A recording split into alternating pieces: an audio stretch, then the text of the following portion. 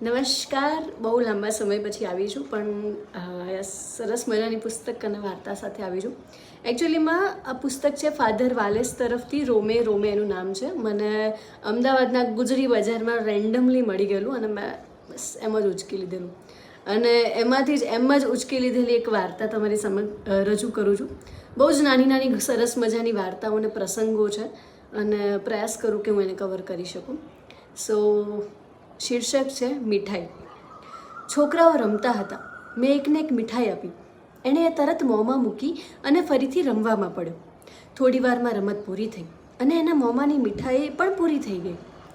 મીઠાઈ પૂરી થતાં જ એને મીઠાઈનો ખ્યાલ આવ્યો, એટલે દોડતો દોડતો એ મારી પાસે આવ્યો અને મને કહ્યું, બીજી મીઠાઈ આપો ને, આ તો હું રમતો હતો ને એટલે ખબર ના પડી.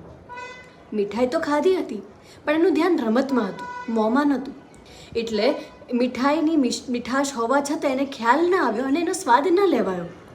રમત પૂરી થઈ, એનું ધ્યાન મોં તરફ ગયું અને મોંમાં હમણાં જ પૂરી થયેલી મીઠાઈના વિદાયનો સ્વાદ હતો. એટલે મીઠાઈ હતી પણ એનો લાભ ન લેવાયો, સ્વાદ હતો પણ એનો અનુભવ ન કરાયો. માટે હવે બીજી મીઠાઈ માંગે છે. પહેલાંની ખબર નહોતી ને. જીવનમાં ઘણું જ બધું મીઠું મીઠું છે, પણ આપણું ધ્યાન નથી એટલે એનો સ્વાદ આપણે ચૂકી જઈએ છીએ. બીજી મીઠાઈઓ માંગ્યા કરીએ છીએ, સુખો માંગ્યા કરીએ છીએ, મનોરંજન માંગ્યા કરીએ છીએ. એમ સહજ ને સરળ રોજના સાચા સુખને આપણે જોતા નથી, અનુભવતા નથી, કારણ કે આપણું ધ્યાન એમાં નથી. આપણે ખોટા ને કૃત્રિમ મોંઘા સુખ તરફ દોડીએ છીએ અને માંગીએ છીએ. સુખ ઘણા છે પણ આપણું ધ્યાન નથી એટલે ચૂકી જવાય છે. મોંમાં મીઠાઈ છે પણ મનમાં ચિંતા છે અને મનની ચિંતામાં મીઠાઈનો સ્વાદ ઓગળી જાય છે.